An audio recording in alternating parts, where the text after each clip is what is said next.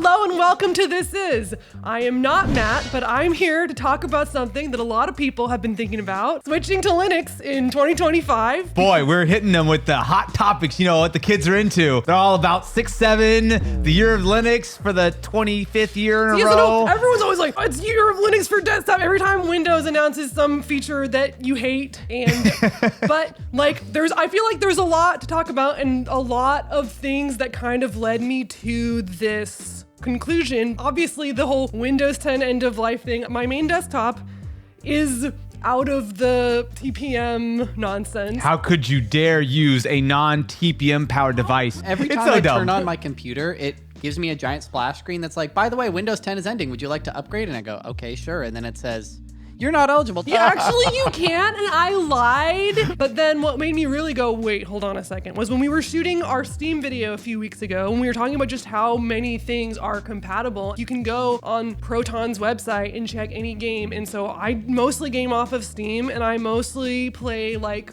older games and like lighter weight stuff. So I'm like, wait, this is for me. I think it's interesting to talk about Linux because Linux has underpinned a huge amount of things over the last several decades. Now it's becoming much, much more popular when it comes to things like the Steam Deck. SteamOS, which is a variant of Linux, is really quite good. In fact, I think we've both had a different journey this year. So this is a 12-inch MacBook that's currently running Linux Mint. I've had this thing where I have this obsessive love of this stupid, tiny little MacBook. So earlier this year, I went on this vision quest where I was trying to make the ultimate 12-inch MacBook, and I kind of was successful. But the problem was Macs, they lose support, kind of like Windows 10, unfortunately. They lose support pretty quickly. So there's a 2017 MacBook, and I think the last Mac OS is Ventura. There is a community project called Open Core Patcher, which does allow you to run newer versions of Mac OS on unsupported hardware. It's a little bit buggy. And it's very much depending on, you know, which device you have and how old it is, but also newer Mac OS is heavy. So even when it's working well, the 12-inch MacBook I was using previously was just really slow. That would say the same thing about Windows 11. The Windows, they're just stacking up more little guys in that trench coat, and God forbid your hardware is a little older. Yep. People who have like these, you know, lighter weight devices that they're just like, what do I even do with this? Even if I did upgrade to Windows 11, it would just be like, you know, Copilot dragging it through the brambles and stuff. I think we've both approached this from a different perspective, right? If you have an older Intel Mac, and at this point they're pretty much all unsupported by Mac OS, it's a pretty easy project. So I put SteamOS on a 2017 or 2018 iMac. Literally, it took like 2 minutes and it was just ready to go. And I recently put on this 12-inch MacBook Linux Mint. I don't know how your experience has been, because I think you've been using Mint for a little bit. Yeah, for like 2 weeks now. So I did Linux Mint Cinnamon, which a lot of people say a lot of good things. The fancy new version. The fancy new version. It's, well, yeah, there's a ton of different options. I know a lot of people who do gaming love Bazite. So I ran into one major hiccup when I installed this. So I installed it, the install went fine, but then the Wi-Fi was not happening. The first like 10 things I found were just like, yeah, why don't you just plug it into Ethernet? And then I was like, I cannot tell you how much I cannot do that. Like our router is on top of the fridge, and I'm like, I'm not moving this thing out there or getting 100 foot. That's just not happening. It turned out that actually Mint, that it had those drivers were in there. It just didn't needed the extra push. So for background, I have a degree in CS, but I'm also very lazy. I did not want, I was not gonna go for Arch. Mint Cinnamon felt like a good spot. Things are gonna work, but if I wanted to like mess around, then I could. And I'm feeling pretty good about that because thing I like about it too is it kind of invites you to understand how it works under the hood. For context, again, I love this 12-inch MacBook, and I spent all that time trying to build the first one, and macOS just wasn't working. My thought would be, because I knew that you were moving your PC over, like, oh, I want to do the same thing on my MacBook. If you have not ever installed Linux before, it's generally easy, except when it's not. When you want to step into something like Linux Mint, which is still quite user-friendly, but a little bit, more white spacey. Looking into this 12-inch MacBook, I was reading forum thread after forum thread about how proprietary it is. Things like the keyboard and the trackpad are not using USB, it's using a different kind of standard. So I was reading through it and I was like, oh, this is gonna be like a whole thing. But I will say, actually, it was shockingly smooth. I read all these things about how all these drivers weren't gonna work, and guess what? Almost everything worked out of the box. Yeah, Wi-Fi I feel worked. like I didn't need a keyboard, Ethernet. A lot of people will have their specific horror story. If you are confident in like, you can like read some things that people have been saying and like, you know, be proactive to fix something if something goes wrong, like try it. I think a really good metaphor for this is kind of like, it's a lot like owning a classic car. Yeah. Like when it's that old, you need to get more longevity out of it. Oh, the parts are old. You just need to understand how it works a little bit better. Yeah. How do you feel about a carburetor, my friends?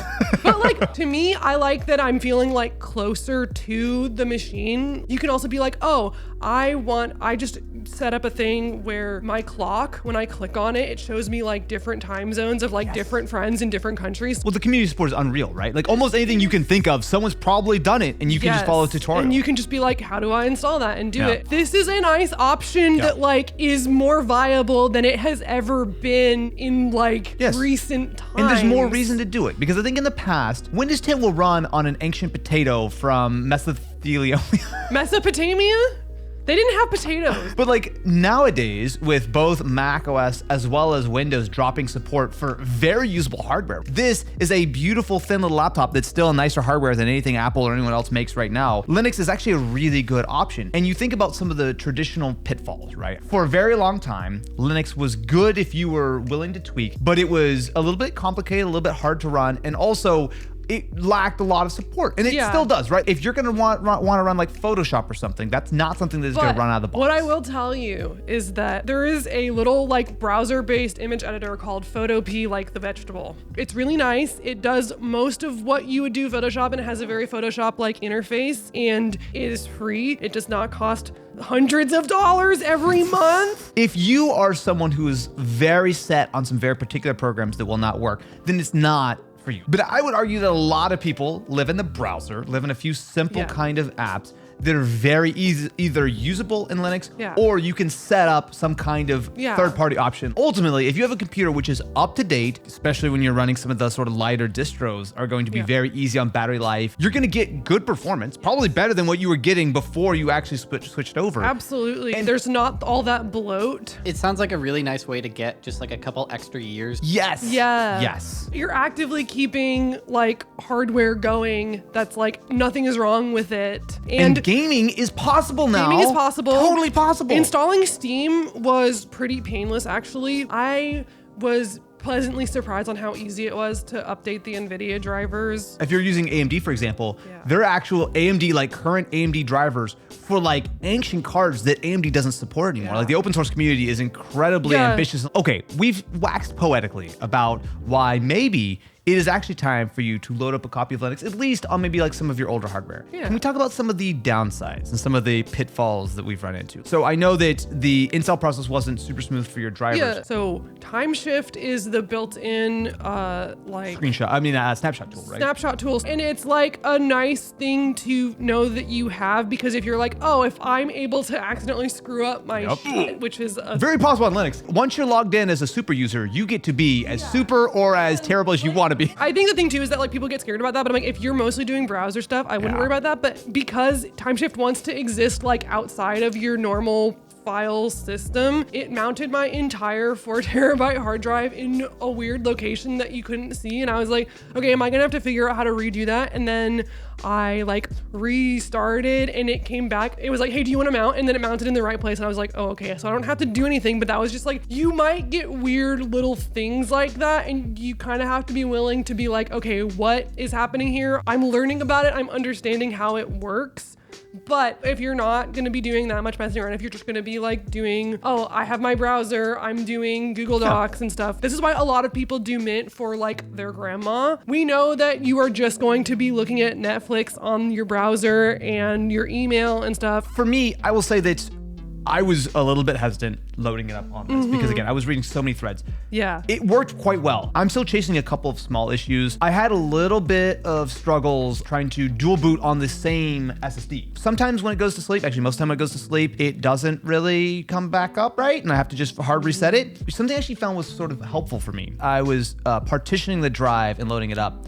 I was getting an error message that was just very generic. So actually I used Gemini. I took a photo. I'm like, hey, help me understand this. It read my whole screen and it fully understood like, oh, you've checked all the right boxes. You just need to go X, Y, Z. It was actually really helpful. I will say that in the age of like having like AI, you just take a photo or screenshot and like understand what your problems are. It feels like it's a nice like friend to like help you figure things out. I don't mess with that, but I have heard people saying like they were able to like have like ChatGPT to tell them what some error thing means, and I was like, I want to deal with this shit myself because I don't trust that. Also, one of the reasons why I did this in the first place too, because I'm like, I'm sick of like, here's 3 buttons for Copilot. They want to put agent into the taskbar, and I'm like, no, can I just do my own thing? That's the cool thing that I like about being on Linux. I don't have to worry that like the next update, Windows update is going to, you know, be even more annoying. Clippy pops up. Again, want to be clear, if you rely on programs that will not work on Linux, this is not something that you should do on your primary system. Yeah. But if you are a little bit adventurous,